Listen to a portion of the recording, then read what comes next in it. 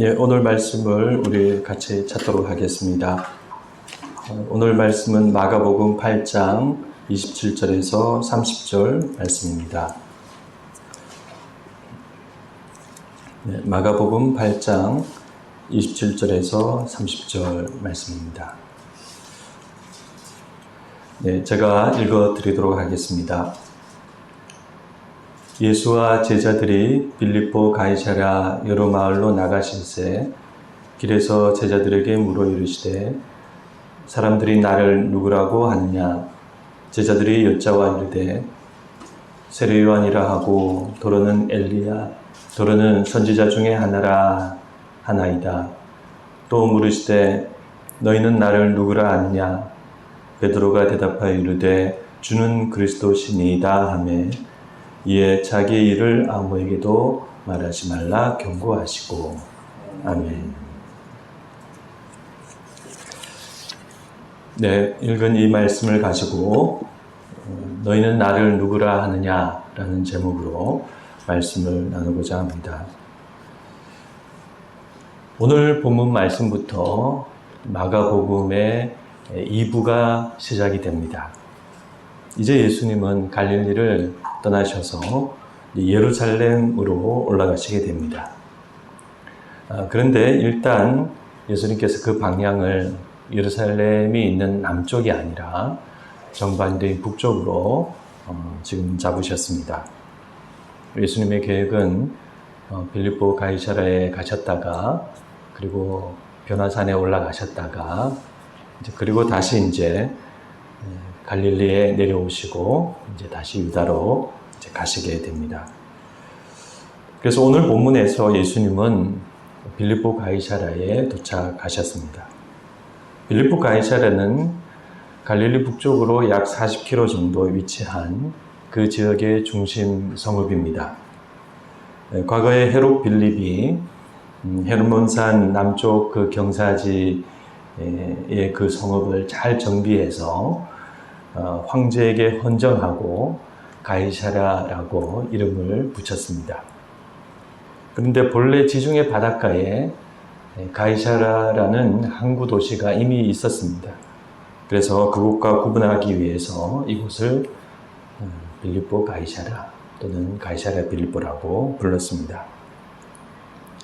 예수님이 이방인이 주로 거주하는 그 성읍 주변 마을로 가셔서 제자들과 지금 좋은 시간을 가지고 계십니다.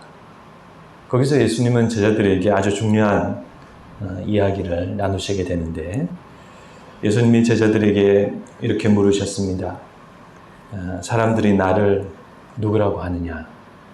그러자 제자들이 말했습니다. 침례 요한이라고도 합니다.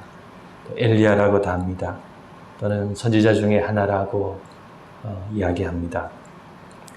제자들의 그 말은 예수님이 사람들 사이에서 그런 위대한 예언자와 선지자로 이렇게 인식되고 있다는 의미입니다. 그러나 사람들의 일반적인 그런 평가는 그렇게 중요한 것이 아니었습니다. 예수님이 이제 두 번째로 제자들에게 중요한 질문을 하셨습니다. 너희는 나를 누구라고 하느냐? 베드로가 대답하였습니다. 주는 그리스도시니이다. 네, 이 대답은 예수님이 원하시는 대답이었습니다. 당시 유대인들은 구약의 많은 메시아 예언들로 만들어진 메시아 사상을 가지고 있었습니다. 장차 다윗과 솔로몬과 같은 위대한 메시아가 와서 유대민족을 해방하고 부흥시킬 것이라고 굳게 믿었습니다.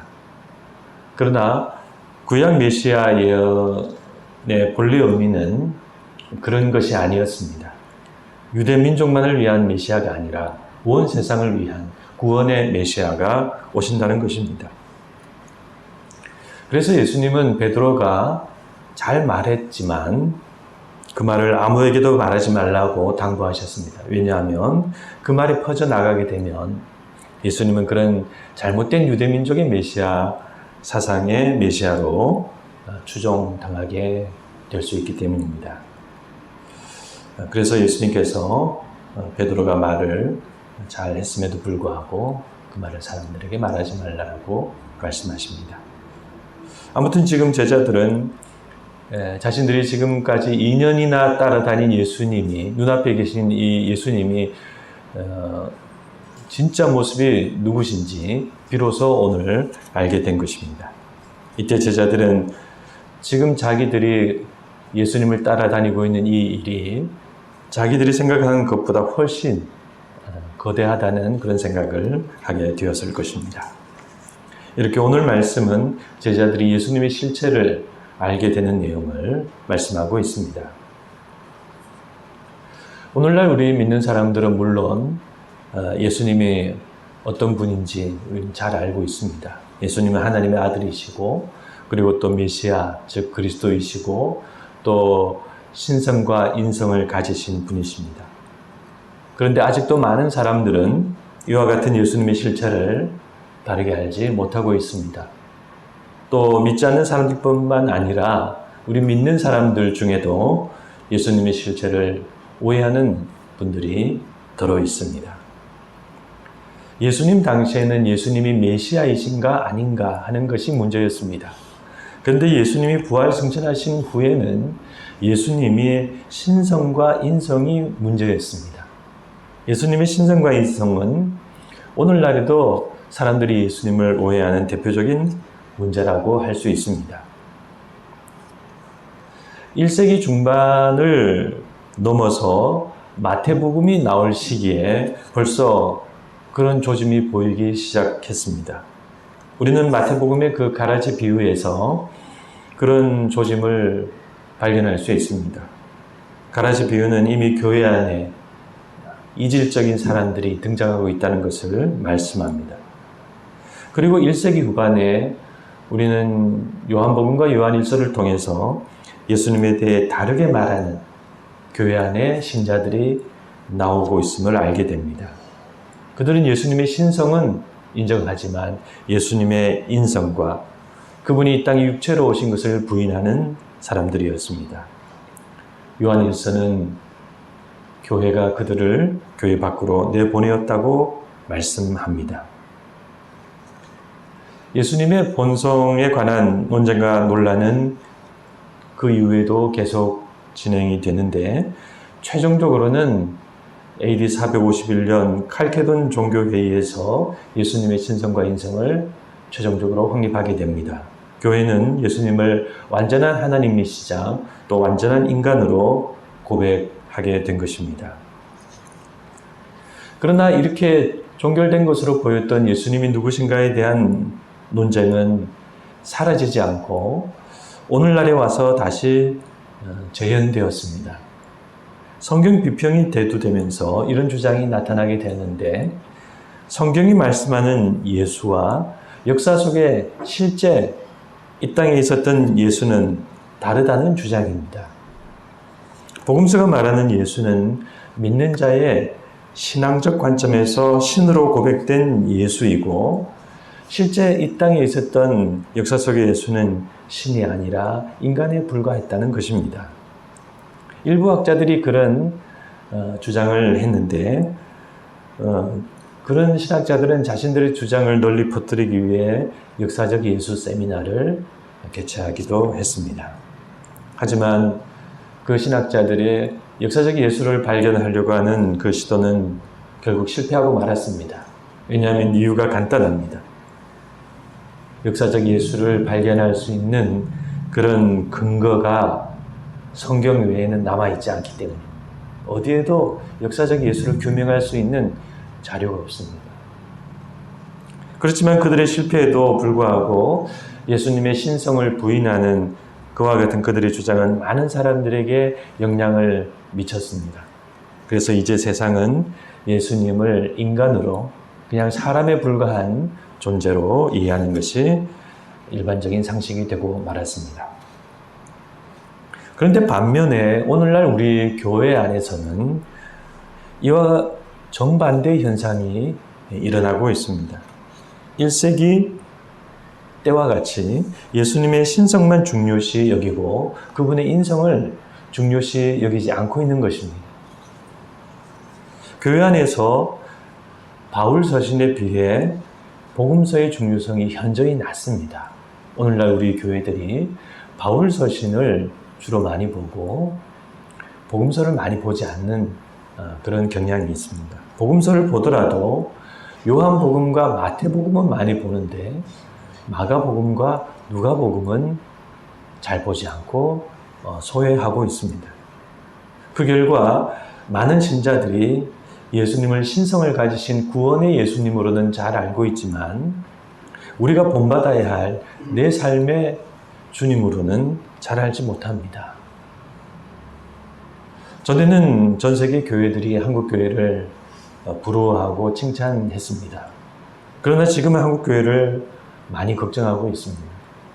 한국 기독교는 왜 이렇게 급격하게 성장했다가 다시 또 그만큼 빠른 속도로 급격하게 퇴보했는가 걱정하고 있습니다. 그 중요한 이유 중 하나는 우리가 예수님을 신성을 가지신 구원의 주님으로만 믿기 때문입니다. 즉 예수 믿고 천국 가는 그런 신앙만 우리가 한국교회가 추구한 것입니다. 목회자들도 그랬고 신자들도 그랬습니다. 그래서 다 책임이 있습니다. 목회자들만 잘못했다, 신자들만 잘못했다, 그런 것이 아니라 우리 모두가 다 그렇게 잘못된 것입니다. 이렇게 예수님의 신성만 인정하고 예수님의 인성을 부인하면은 어떤 문제가 발생할까요? 1세기였다 마찬가지로 그러면 그분이 이 땅에 오셔서 하신 모든 말씀과 삶이 의미가 없어지게 됩니다. 그리고 신성을 가지신 그분의 구원은 그 자체로 완전한 구원이 되어서 사람의 노력과 순종이 필요 없는 구원이 되고 맙니다. 그러면 요한일서가 말씀하는 바와 같이 신자들의 신앙과 삶은 분리가 되고 계명을 지키지 않고 죄를 짓지만 죄를 부인하고 사랑을 잃어버리고 형제를 미워하고 공동체가 깨어지는 일이 벌어지게 됩니다. 근데 이것이 안타깝게도 지금 우리 한국교회 안에서 많이 일어나고 있습니다. 우리 한국교회가 이런 모습이 된 이유는 그 이유 중 하나는 바로 우리가 예수님의 인성에 무관심했기 때문입니다. 그분이 이 땅에서 어떤 삶을 사셨는지 별로 관심이 없습니다. 그분의 말씀을 선택적으로 알 뿐 복음서가 말하는 그분의 삶과 정의로운 모습과 개혁적인 모습을 우리가 잘 모릅니다. 우리는 예수님이 성전에서 장사한 자들을 내어쫓 주시고 성전에서 서기관과 바리새인들과 싸우시고 또 겟세마네 동산에서 피땀 흘리시면서 기도하신 그런 예수님의 모습을 간과합니다. 그런 인간적인 예수님의 모습에 대해서 우리는 낯설어합니다. 우리는 복음서가 보여주는 이런 생생한 예수님을 보지 않고 우리의 제단의 예수님을 그저 구세주로만 모셔놓고 경배하는 그런 예수님만 지금 추구하고 있습니다. 그러나 이것은 다른 종교와 동일한 종교적 숭배이지 기독교 본연의 제자도 신앙이 아닙니다. 여러분, 복음은 그분의 구원 행위만이 아니라 그분의 삶 전체가 복음입니다. 마가복음 1장 1절이 그것을 잘 말씀하고 있습니다. 하나님의 아들 예수 그리스도의 복음의 시작이라. 그래서 앞으로 마가복음이 보여주는 그분의 삶과 죽음과 말씀과 사역 전체가 복음이라는 것입니다. 그러므로 우리는 예수님의 죽음과 부활만 바라볼 것이 아니라 그분의 삶 전체를 바라보는 신앙이 되어야 합니다. 우리는 복음서가 말하는 예수님의 신성과 인성을 다 믿는 신앙이 되어야 합니다. 지금 일반 세상은 예수님의 신성을 몹시 폄훼하고 그저 예수는 인간이었다 그렇게 말하고 있죠. 이런 점에서 우리는 예수님의 신성을 굳게 지켜가야 합니다. 성경의 증거와 성령의 역사를 힘입어서 우리는 세상 사람들에게 예수님은 신성을 가지신 하나님의 아들이심을 분명하게 전해야 합니다. 그러나 동시에 우리는 그분의 신성만큼이나 그분의 인성에 신앙적인 관심을 가져야 합니다. 그분의 삶을 배우고 그분이 가신 길을 본받고 그분의 모습을 닮아가야 합니다. 예수님의 그 삶의 한 절 한 절은 우리의 삶이 되어야 합니다. 그것이 바로 우리의 신앙입니다. 말씀을 맺고자 합니다. 오늘 본문에 나와 있는 말씀, 너희는 나를 누구라 하느냐? 이 말씀은 바로 우리에게 주시는 말씀입니다. 우리는 예수님을 나의 구원자로만 아는 반쪽 신앙이 아니라 이 땅에 오셔서 그 귀한 삶을 우리들에게 보여주신 나의 주님으로 온전히 믿는 신앙이 되어야 하겠습니다. 아무쪼록 완전하신 하나님이시고 완전한 인간이신 예수님을 바르게 알고 믿는 여러분과 제가 되기를 원합니다. 네, 기도하시겠습니다. 너희는 나를 누구라 하느냐? 이 예수님의 질문은 시간과 역사를 초월하여 세상의 모든 사람들과 우리 믿는 자들을 향하여 여전히 울려 퍼지는 주님의 질문입니다. 우리가 그 질문에 제대로 대답하는 사람이 되어야 하고 예수님을 바르게 알아서 예수님을 믿는 사람이 되어야 하겠습니다. 우리는 우리 구원에 유리한 신성을 가진 예수님만 추구하고 정의를 위하여 고난을 받으며 십자가를 지신 예수님의 삶에 대한 무관심한 그런 신앙을 추구하는 것은 아닌가. 저희들 오늘날 저희들의 신앙을 다시 돌아보게 하여 주시옵소서. 예수님의 삶을 본받으려고 하지 않습니다. 예수님이 인자는 머리 둘 곳이 없다는 그 외롭고 힘든 삶 저희들은 본받지 않으려고 합니다. 악한 사람들과 세상의 악과 성전에서 싸우시는 예수님, 그런 예수님의 그런 개혁적인 모습 저희들 본받지 않습니다. 그저 편하게 살고 복받고 잘 되어서 천국 가려고만 하는 신앙 가지려고 합니다. 하나님, 저희들 그런 잘못된 예수님에 대한 이해를 내려놓게 하여 주시옵시고 치우치지 않고 예수님의 신성과 인성을 균형 있게 바르게 아는 저희들 되게 하여 주시옵소서. 그래야 저희들의 신앙도 균형 있는 신앙이 되게 하여 주시옵소서. 주님을 믿고 사랑하고 그 삶을 본받고 우리의 구원이신 하나님의 아들이신 주님을 늘 찬송하면서 이 세상 속에서 흔들리지 않고 믿고 나아가는 저희들이 될 수 있도록 인도하여 주시옵소서. 그래서 예수님의 향기가 나는, 예수님의 냄새가 나는 저희들의 신앙이 될 수 있도록 인도하여 주시옵소서. 감사드리오며 예수님의 이름으로 기도드리옵나이다. 아멘. 아멘.